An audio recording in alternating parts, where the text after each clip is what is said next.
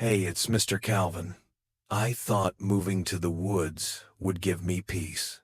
But my own daughter mocked me, tried to take my home, and used my family's trust to destroy everything I worked for. The sheriff handed her a warrant, but the worst is yet to come. How could my flesh and blood do this to me? Stay tuned, because you won't believe how this ends. Is it too late to get back what's mine? I woke up early that morning, as I had every morning since I'd made the decision to move to this cabin in the woods. It had been a dream of mine for years, to leave behind the noise of the world and finally find some peace. No more fighting with the city's chaos, no more arguing with the people I had tried so hard to please. Just quiet, just solitude. The air outside the cabin was still, the sun creeping over the horizon like it was trying to sneak up on me. Alabama's countryside had a certain stillness that made everything feel real. I could hear birds calling to each other, the rustling of leaves in the trees, the soft hum of life moving at its own pace. But I wasn't free from my thoughts. Not yet. I was a man in my 60s, long past the days of running after dreams, just trying to hold on to what was left of them.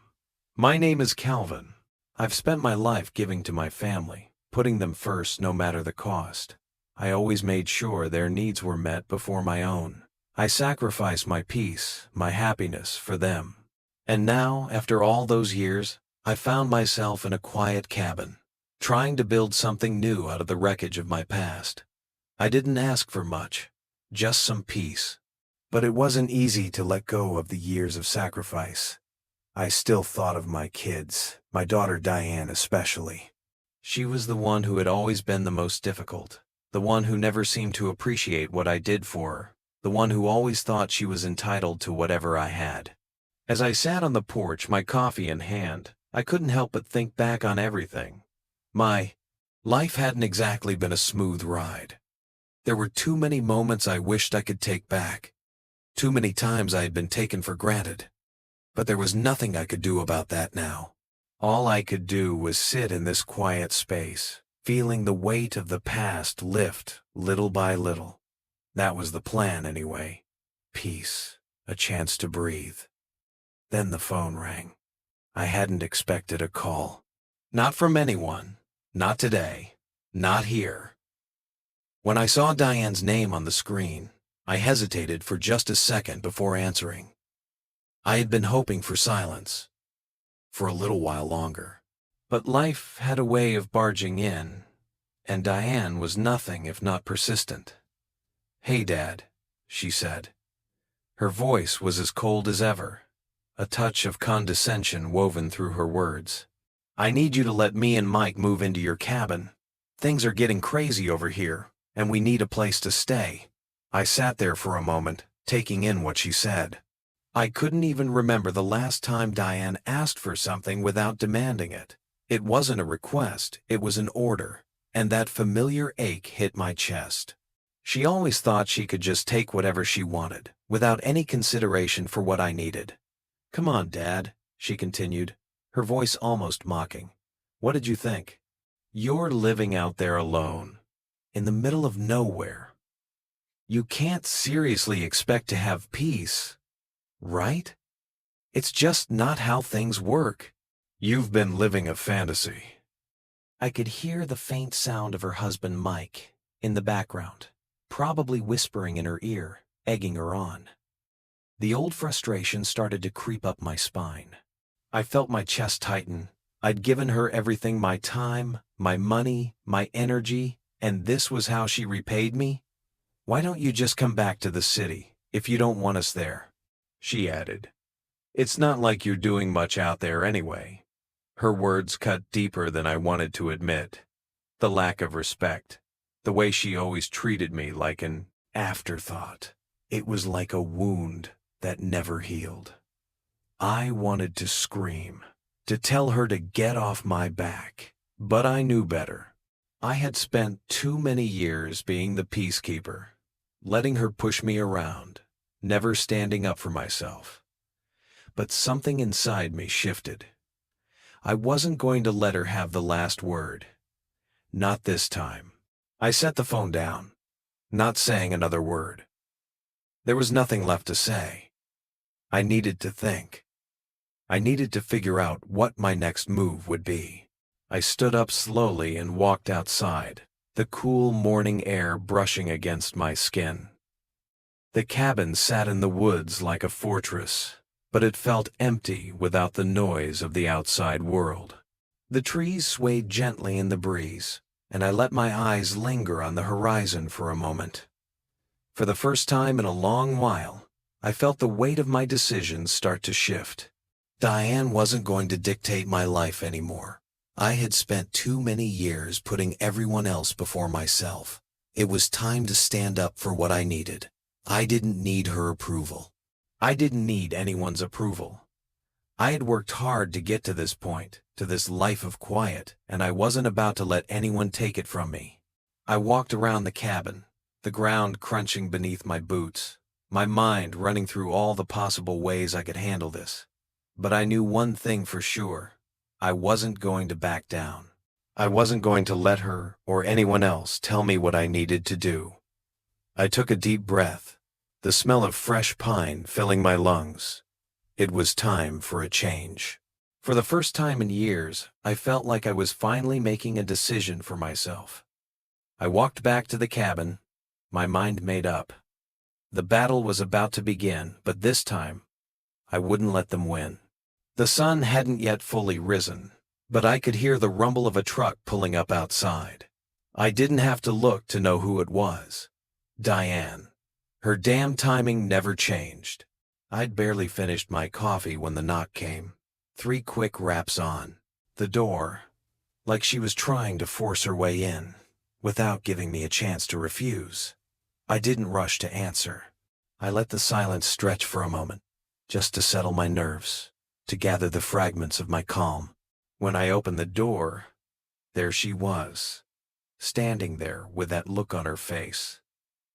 The one that always made me feel like she thought she was entitled to everything I had. Diane, in her mid-30s now, but still with that air of arrogance that made her believe she could take whatever she wanted. Beside her was Mike, her husband, just standing there, like he knew better than to say anything. He never had much to say when it came to dealing with his wife's demands. "Hey, Dad," Diane said, her voice too light, too casual, like she was doing me a favor by showing up. "We need to talk." I stood there, waiting, my heart beginning to race in my chest. I hadn't even invited them here. But Diane? She didn't care about invitations. She stepped inside, and Mike followed behind her. They both made themselves comfortable, like they had every right to be here. Diane didn't waste any time. "We talked about this, right?" she said, crossing her arms. "Mike and I are going to stay here. It's just temporary, but it's the best option for all of us." I felt the anger starting to build in my chest, but I kept my face neutral. I didn't want to snap. I didn't want to let her see how much she pissed me off. "Diane," I said, keeping my voice steady, but firm. "This is my home. I told you I wanted to be left alone. This cabin, the quiet, it's all I've got left." She didn't even flinch. "Yeah, well, that's cute, Dad. But the world doesn't work like that. You can't just shut everything out and expect people to leave you alone. Your family. We need a place to stay, and it's just temporary." My patience was wearing thin, but I held it together. Just barely. I took a slow breath and clenched my fists at my sides. "Why?" "Now, Diane?" I asked, trying to make sense of it all. "You've got a house in the city. What's so wrong with that?" She shook her head, her tone sharp now. "It's not about the house. It's about you.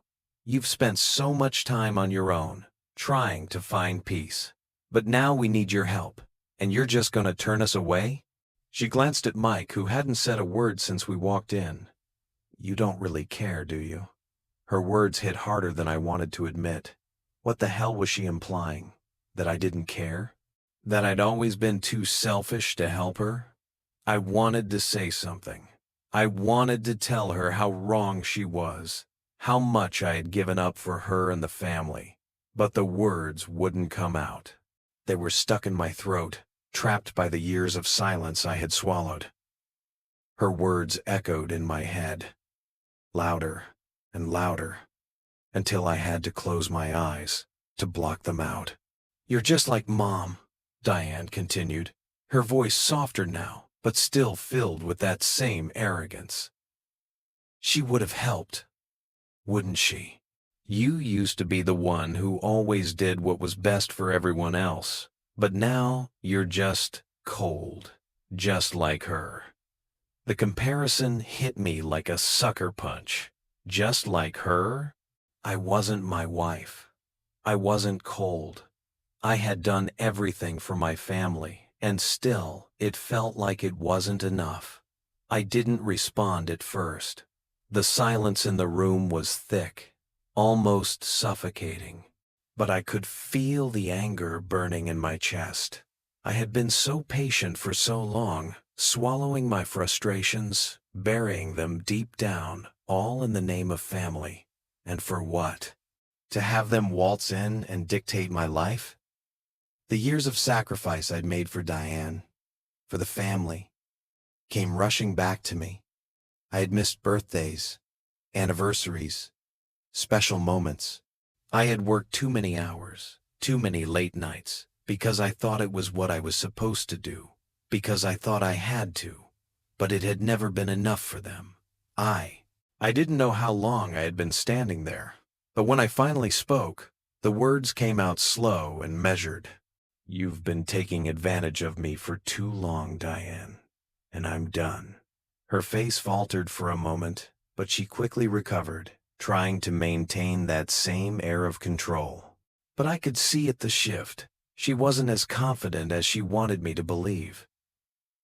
"I'm not giving you my cabin," I said, my voice steady now. "I'm not giving you anything anymore. I've given enough."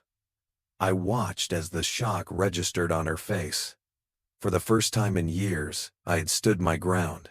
The weight of her manipulations, her expectations, had pushed me to this moment. I wasn't backing down. Her jaw clenched, but she didn't say anything for a long moment. The silence between us stretched, thick and tense.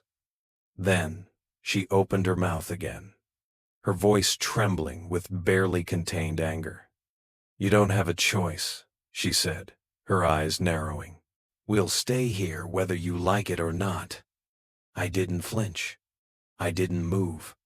My eyes locked onto hers, and for the first time in years, I felt in control. This was my life, my cabin, my peace, and I wasn't about to let her take that away from me. Diane's face fell as she realized I wasn't backing down, but she wasn't done yet. There was still one card left to play. I could feel the air growing thick with tension as I prepared for whatever Diane had planned next. The weight of the letter hit me the moment I opened it.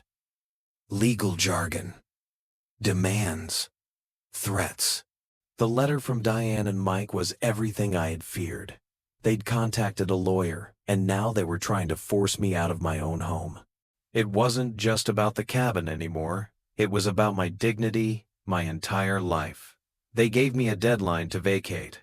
By the end of the month, or face legal action, the letter said. Those words felt like a punch in the gut. I stared at the paper, barely seeing the words as anger boiled inside me. This wasn't just about property. It was a betrayal of everything I had done for my family.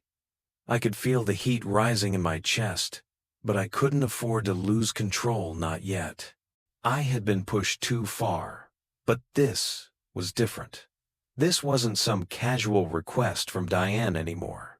This was a full-on attack, an assault on my sense of self. I had worked hard for everything I had, and now they were trying to take it away. It hurt. It hurt to see my own daughter, the same one I had sacrificed so much for, use a legal threat to force me out of my own home.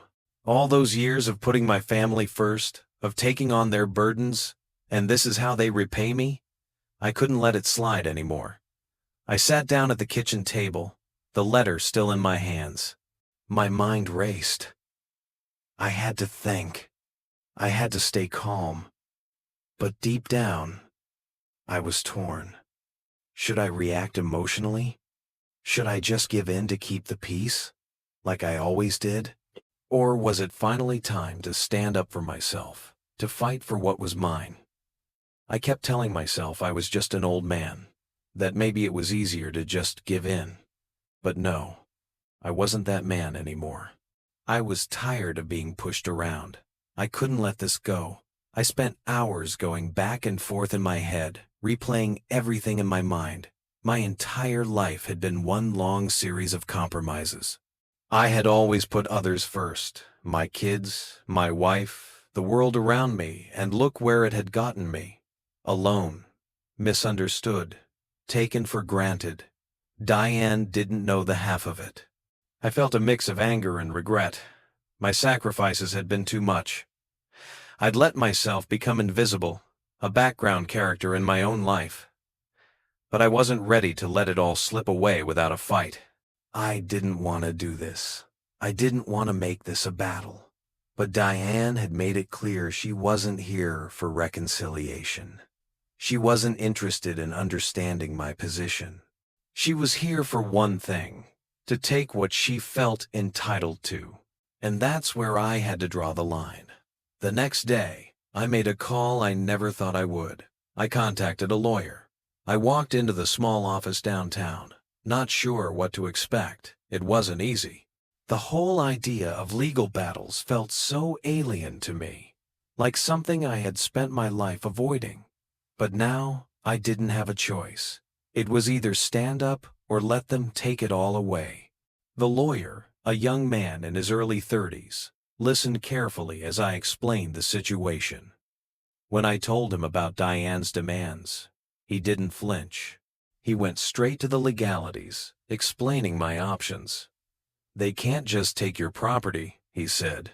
"You have rights, and if they're trying to force you out, that's a violation. There are ways to fight this." His words gave me a little relief, but I wasn't ready to celebrate. I had expected to hear something like that, but knowing what options I had wasn't the same as having the strength to use them. The lawyer outlined some steps I could take: counterclaims, potential defenses, and the emotional distress I had endured. I could fight back, but it wasn't going to be easy. It wasn't just about standing up to my daughter anymore. It was about fighting a system that had historically worked against people like me. That thought left a bitter taste in my mouth. I had worked hard for everything I had, and now it felt like I had to fight for it all over again. When I left the office, I felt a weight lift off my shoulders. At least now, I had a plan. But deep inside, I knew that the hardest part was yet to come. I wasn't just fighting Diane anymore. I was fighting the whole damn world. Later that evening, Diane called again. Her tone was different this time, more subdued, but the same manipulative edge was still there. "Dad," she began, "I hope you've thought about this. I'm doing this for the family. For you, too." I didn't let her finish. "No, Diane," I said, my voice sharp. "I'm done letting you walk all over me. You want to stay here? You're going to have to take me to court. Because I'm not going anywhere." The silence on the other end of the line felt like a victory, though I knew better than to think it was over. She'd be back, and when she came, she wouldn't come alone. But I was ready. I had made up my mind. I knew it wasn't going to be easy. I knew I was about to face a long and ugly battle. But for the first time in years, I wasn't scared. I wasn't giving in. I had lived for others long enough. And now, it was time to live for myself. The letter was a final blow. But Diane's actions were taking the fight to another level. She wasn't content with just the threat of legal action. No, now she was pulling the community into it. I overheard conversations in the market, at the diner, even on the street. People I'd known for years were starting to look at me differently. Some just shook their heads, others whispered behind my back. Diane had painted me as the villain in her little narrative, and now everyone seemed to believe it. She was making me the stubborn, unreasonable one. The father who refused to be reasonable, the one who didn't care about his own family. The weight of it hit me harder than I expected.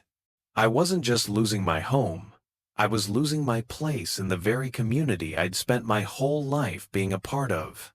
What was worse, it felt like I was being erased, just another man whose legacy was being slowly forgotten. I stood at the kitchen window, looking out over the woods, trying to steady myself. I had never been a man to make a scene, but this was pushing me to the edge. I thought of my grandchildren, my friends, the neighbors who had become like family over the years. Now, they were all looking at me as if I had failed somehow. Diane had done more than threaten my home. She was threatening my identity, my place in this world. I stood there, breathing heavily, my hands clenched into fists. I couldn't back down. I'd been passive for too long. But that fear, the fear of being alone, of having the world see me as weak, was a heavy burden. I thought of all the times I had been asked to step aside, to put family before myself, to sacrifice for the ones I loved. And now it felt like they were taking everything I had left, and I didn't know if I had the strength to fight back. I didn't want to be seen as the bad guy, not after all these years of doing everything I could for them. But the thought of rolling over, of letting Diane win, felt like betrayal to everything I stood for. I spent the rest of the day in a fog. My mind raced with all the different ways this could end. It felt like every move I made was a step further into a world I didn't want to be a part of. I wasn't ready to let them destroy what little piece I had left, but the tension was mounting. And that's when the lawyer's call came through. He didn't mince words. Diane's lawyer had sent a formal eviction notice, a document that demanded I vacate the house, threatening legal consequences if I didn't comply. The fear hit me hard at first, but then the anger started to build. How dare she do this to me? How dare she push me into a corner like this? The lawyer, as calm and collected as always, reassured me that I had options. It wasn't as easy as Diane had made it sound. I had rights. This wasn't just about family, it was about respect, dignity, and the law. But the cost, the emotional toll this was taking on me, was too much to bear. The community was watching, and they were seeing a man who was being attacked by his own daughter. The pressure was suffocating. I met with the lawyer the next morning, hoping to gain some clarity. He explained the steps I could take, the ways I could challenge the eviction. But there was something else he said that stuck with me. This isn't just a battle over property, Mr. Calvin. This is a fight for your dignity, and you have every right to defend that. I walked out of his office with a plan, but still, the weight of the situation pressed down on me. Diane wasn't just fighting for the house. She was fighting for control. And I was fighting for my life. My right to be treated with respect. My right to live out my days without fear. As I walked through the door to my cabin, I could feel the air thick with the tension that had been building for days. I didn't have time to dwell on it. I had a family to protect, a future to fight for. Diane called again that evening. Her tone was soft, almost manipulative, as if she knew I was at my breaking point. "Dad," she said, her voice laced with false concern, "I'm only doing this because I care about you. We need to be together. The family needs to be together." But I wasn't fooled anymore. "No, Diane," I said, my voice firm. "This is my home. You're not getting it, and you're not going to push me out of here. Not now, not ever." There was a silence on the other end of the line. I could almost feel her surprise. I had never spoken to her like that before, never stood my ground, but in that moment, I realized that I had spent too many years giving in, trying to please everyone else. It was time to stop. The conversation ended, but the weight didn't lift. I stood there, feeling the rush of anger in my chest. I had said what needed to be said, but the battle wasn't over. It was just beginning. As I walked away from the phone, I knew this wasn't just about the house. It was about me, my dignity, my future. And Diane was about to learn that I wasn't the man I used to be. I stood in the quiet of the cabin, looking out at the trees, feeling the weight of everything that had been happening. Diane's words, her threats, the way she had twisted the whole situation. It was all too much.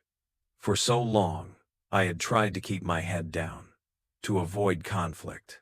I had been the peacemaker, the one who acted to be, always put the family first. But that was over now. I had allowed myself to be the silent one for too long, and now it was time to make a choice. I had to fight back. The anger inside me burned, but it wasn't just anger anymore. It was something else, something deeper. I felt a quiet strength, a resolve that had been building inside me ever since Diane's manipulation started. She thought she could push me around, but what she didn't understand was that I wasn't the same man I used to be. The man who took everything, who silently suffered for the sake of family, was gone. I was no longer a victim in my own life. It was time to step forward. The truth settled in my bones. I had been giving, always giving, and never asking for anything in return. I sacrificed my time, my peace, and my own well-being for everyone else. But what had I gotten in return? A daughter who thought she could take everything from me without a second thought. No, not this time. I wasn't going to let her destroy what little I had left. My mind raced as I tried to figure out how I was going to fight back. There was so much at stake. My home, my legacy, my dignity. The more I thought about it, the clearer it became. I wasn't just defending my house. I was defending my very right to be respected, to be seen as a man who had earned his place. I wouldn't let Diane or anyone take that from me. I knew I needed to get serious about this. It wasn't just about arguing with Diane anymore. She'd made it public, and now it was bigger than us. I needed to fight back strategically, not out of blind anger, but with a plan that would hit her where it hurt the most, her lies, her manipulation. I made the call to the lawyer. He'd helped me before, but this time it was different. It wasn't just about the legalities, it was about strategy. We need more than just defense, I told him. We need to show Diane she's messing with the wrong person. The lawyer agreed, suggesting we gather evidence, something concrete that could push her back. That's when I made the decision. I hired a private investigator to look into Diane's finances, to see if there was any proof of her manipulations. I wasn't going to let her get away with this. The PI was good, sharp, and within a few days, he brought me something. Financial records, transactions that hinted at something far worse than I had imagined. Diane had been plotting to take control of my assets for a long time. She had been setting things up quietly, making moves behind my back. But now I had proof, and I was going to use it. As the days passed, I gathered my thoughts. I was no longer running from the problem. I was facing it head on. But Diane was still in control of her narrative. She didn't know what was coming, and I intended to keep it that way. I wasn't going to give her a chance to regroup. Every move I made would be calculated. I started putting together a counterclaim, laying out the legal grounds for fighting her eviction request. It wasn't just about the property anymore. It was about dignity, respect, and reclaiming my life. Every move had to be precise. I needed to win this on my terms, not hers. The first family meeting came, and it wasn't easy. I walked into that room knowing that the battle was far from over. Some of my children, the ones who had always been supportive, were now questioning Diane's motives. They were starting to see her for what she really was. But others, especially those who had always followed her lead, still sided with her. It was a painful realization. These were my children, my flesh and blood. Yet here they were, divided, unsure of where they stood. The emotional toll hit me hard. I had spent my life providing for them, sacrificing my own dreams for their happiness. And now some of them were turning their backs on me. I had to hold back the tears, but the sadness was overwhelming. I thought of all those long nights, the moments I'd missed with them, because I was always working, always trying to give them what they wanted. I thought of all the times I had been silent, putting my own needs last. But the anger started to build again. And this time it wasn't just frustration, it was something stronger. I couldn't let this go on any longer. I couldn't let them walk all over me. Let Diane manipulate them. Let her destroy the family we had built. Diane wasn't the only one who could play the game. A few days later, the final blow came: a letter from her lawyer. An ultimatum. If I didn't agree to her terms, she'd make sure I lost everything. My house, my savings, my dignity, gone. I knew that it was time to make a choice. I could back down, let her win, and live with the shame of being the man who let it all slip away. Or I could fight. I knew I had to act fast. The clock was ticking, and the consequences were too severe to ignore. But the fear wasn't what drove me. It was the determination to fight for my home, my peace, my legacy. I walked into the meeting room, ready to face the music. But as I stepped inside, I saw Diane on the phone again.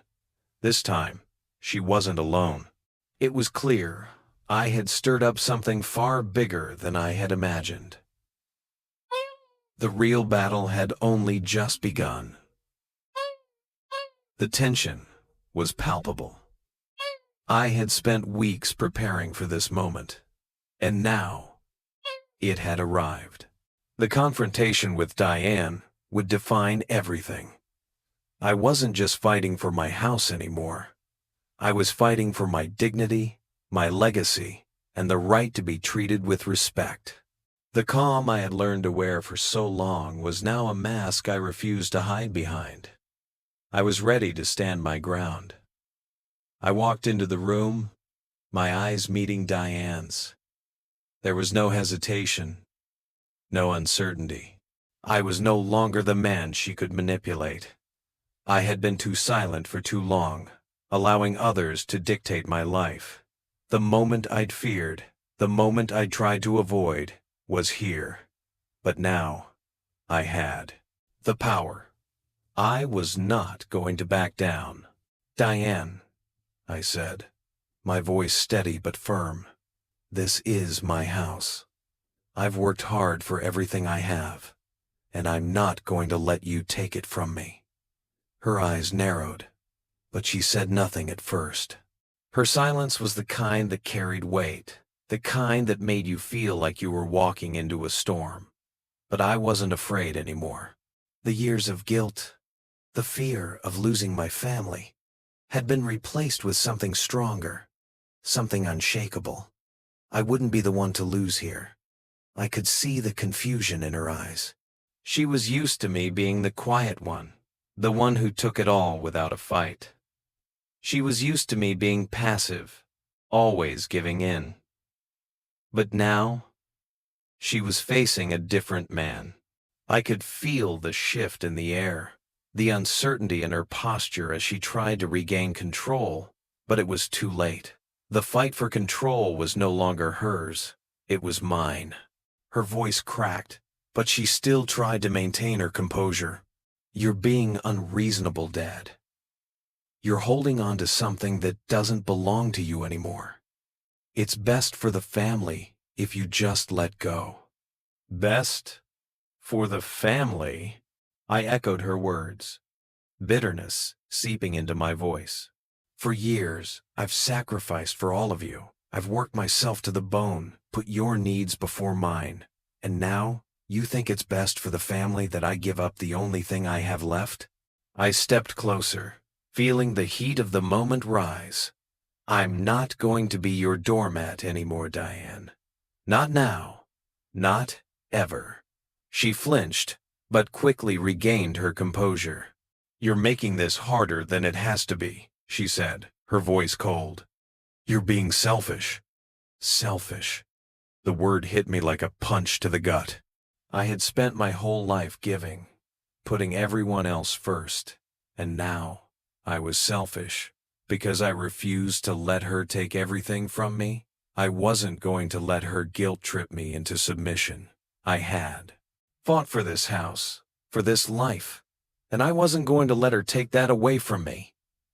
I'm not being selfish, I said through clenched teeth. I'm standing up for what's mine. For once, I'm putting myself first. And if that makes me selfish, then so be it. The silence between us was thick, suffocating. I could see the anger bubbling in her eyes, but I also saw something else, a flicker of doubt. Maybe she didn't expect me to fight back. Maybe she thought I'd just give in, like I always had before. But I wasn't that man anymore. But just as I thought I had her cornered, Diane's phone buzzed on the table. She glanced at it, her expression shifting in an instant. A familiar look, something I'd seen before. When she was planning her next move, she picked up the phone and dialed quickly.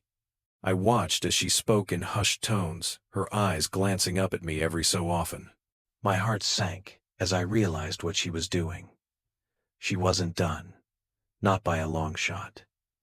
I have to go, she said, standing up abruptly. But this isn't over, Dad. You'll see. I'll get what's mine. Before I could respond, she was gone, leaving me alone with the weight of the situation pressing down on me. The room seemed quieter now, but the silence was filled with the aftermath of what had just happened. Diane had thrown everything at me. And as much as I wanted to believe I had won this round, deep down, I knew the real battle had only just begun. The next few days passed in a blur. The phone calls kept coming, but they were never from Diane herself. No, she had found someone else to do the dirty work. She was playing her cards carefully, pulling strings in the background. But I wasn't about to let her win. I couldn't. Diane's next move was no surprise. A formal letter arrived, and with it, the full weight of her strategy. She had contacted her lawyer, and now the pressure was on. She was trying to use the law to force me out of my home. The letter demanded that I vacate the premises within 30 days, or face legal action. The moment I read those words, something snapped inside me. The quiet resolve I'd been holding on to erupted into fury. No longer was I just a man trying to protect his house. I was fighting for my honor, for my right to exist, without being bullied by the very people I'd loved and sacrificed for. I picked up the phone and called my lawyer. It was time to make sure Diane knew she couldn't walk all over me anymore. I wasn't just defending my property. I was defending everything I had left. The time had come. Everything I had been building toward over the past few months was now going to be tested in the most important confrontation of my life. I wasn't just fighting for my home anymore. I was fighting for my dignity, for my future, and for my place in this world. For too long, I had allowed Diane to push me around, to treat me like I was invisible. But now, I wasn't going to stay silent any longer. I sat in my office, the papers before me, each one a piece of the puzzle I had been working on. Everything had led to this moment. I had gathered my evidence, years of sacrifices, every slight, every betrayal, and I was ready to stand up for myself. Diane thought she could take everything from me, but she was about to find out how wrong she was. The documents I had uncovered were the final key. There it was, The thing I had been looking for, a forged signature on a financial document, proof that Diane had manipulated things to gain control of my assets. It was a game changer. The weight of the discovery settled over me. I wasn't just a victim in this. I was the one who had the power to take control. The fear, the self-doubt that I had lived with for so long had evaporated. I had the truth on my side, and that truth was my weapon. The moment I realized this, something shifted within me. The man who had been cowering in silence, letting his family trample over him, was gone. In his place stood someone who had finally decided to fight back, not for revenge, but for justice. I wasn't going to let Diane manipulate me any longer. It was time to make a stand. I picked up the phone and called my lawyer. "It's time," I said, my voice steady. "We're going to court." The legal battle had been long and exhausting, but it was now reaching its boiling point. I was done letting Diane control the narrative. I had spent enough time in the background, trying to please everyone and keep the peace. The cost of that peace was my own self-respect. But now, that had changed. As I prepared for what was coming, I couldn't help but reflect on the past. I thought about the years I had spent sacrificing for my family, always putting their needs first. I thought about how I had put up with so much, how I had always swallowed my pride for the sake of others. But no more. I wasn't going to let that define me anymore. It was painful to think about what it would cost me, especially with Diane, my own daughter. But the emotional toll of remaining silent was far worse than any consequences I would face by standing up. And I realized, finally, that I had to choose myself. I had to choose my dignity, even if it meant facing my family's disapproval. The day of the court hearing arrived, and I stood in front of the judge, Diane at her lawyer's side, prepared for whatever came next. I had no idea how things would go, but I knew one thing for sure. I wasn't going to back down. Diane's lawyer wasted no time attacking my credibility, accusing me of being unreasonable and trying to manipulate the situation. But I was ready. I stood firm, calm and composed, as I presented my case. I revealed the evidence I had uncovered, the forged signatures, the manipulation, and the lies. The courtroom fell silent as I laid it all out. Piece by piece, I could see Diane's lawyer starting to panic. The once confident and assertive woman now seemed unsteady. She was no longer in control of the situation. As the evidence stacked up against her, I felt a surge of empowerment. I had waited so long for this moment, and now it was finally here. But just as I thought I was on the verge of victory, something unexpected happened. The judge called for a recess, a delay that caught everyone off guard. Diane's lawyer had managed to secure it, and suddenly I was back in limbo. The feeling of disbelief washed over me. I thought I had won. The truth was on my side. But now, I had to wait even longer for the final verdict. The tension in the air was thick, and I could feel the weight of everything pressing down on me. Was this all for nothing? Was the fight I had waged going to end in another delay? My mind raced as I sat there, waiting. I had come so far, but the outcome was still uncertain. I had fought for my dignity, for the right to live my life on my own terms. But now, the path forward seemed murkier than ever. The emotional toll of the situation was beginning to take its toll. I had given everything for this moment, and yet the battle wasn't over. But even as the uncertainty lingered, something inside me hardened. The stakes were higher than ever, and I knew I couldn't back down now. I had to keep fighting, not just for the house, but for the truth. The gavel hadn't come down yet, but I wasn't about to let this slip away. The battle for control was far from over, and I wasn't going to lose this fight. The courthouse was packed. It was a day I had been dreading and preparing for. all at once. My palms were clammy. My heart was pounding. But my mind was clear. Today, everything would come to light. I had made it this far, and there was no turning back now. Diane had thought she could get away with everything, but I had a secret weapon, one last piece of evidence that would break this whole thing wide open. I walked into the courtroom, feeling the weight of every step. This wasn't just about the property anymore. It was about reclaiming my dignity, showing that I wasn't a man to be walked over. I held the confession letter in my hands, and when the time came, I was ready.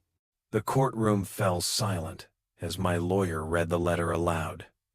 Diane's face went pale as the words hit her. She had forged signatures, manipulated documents to seize control of my assets. Her lies were exposed, right in front of everyone. I could see the smugness fade from her face, replaced by panic. She had no idea how hard I had worked to piece everything together. All those sleepless nights, all the pain, it was worth it. In that moment, I knew the tides had turned.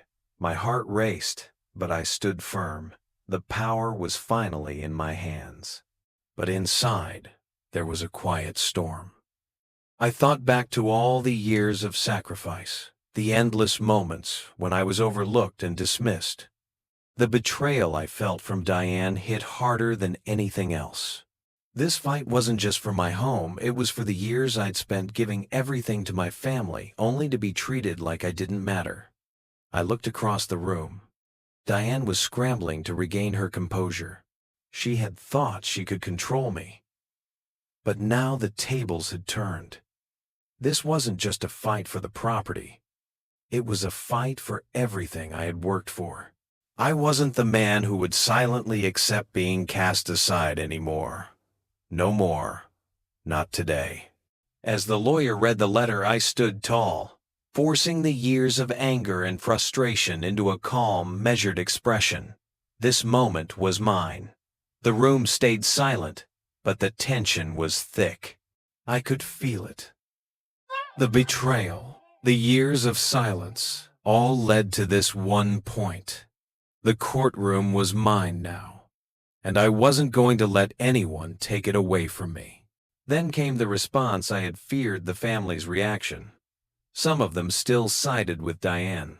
My son, who had stood by me throughout the trial, was now questioning me. "Is it really worth it, Dad?" he asked, his voice filled with doubt. "Is this the legacy you want?" I felt a pang in my chest. His words hurt more than any legal argument Diane's lawyer had thrown at me. But this wasn't just about a house anymore. It was about my place in the family, about the years of sacrifice that had never been appreciated. Diane had divided us, and now the truth didn't seem to matter. The emotional toll of the trial was showing. My relationship with my children was falling apart, and despite everything I had done, they couldn't fully understand my actions.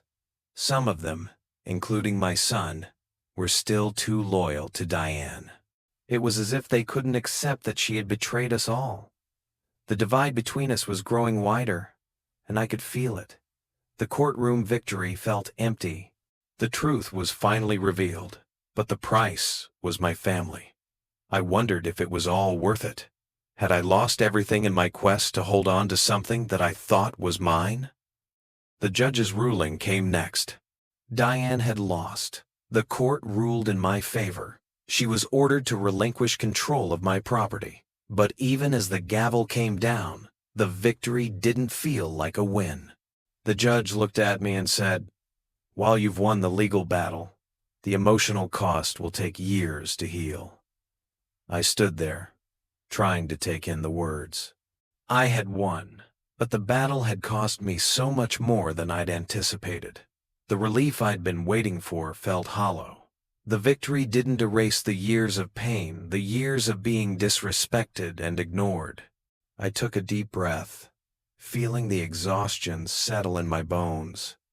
I had won, but I wasn't sure what it had all cost me.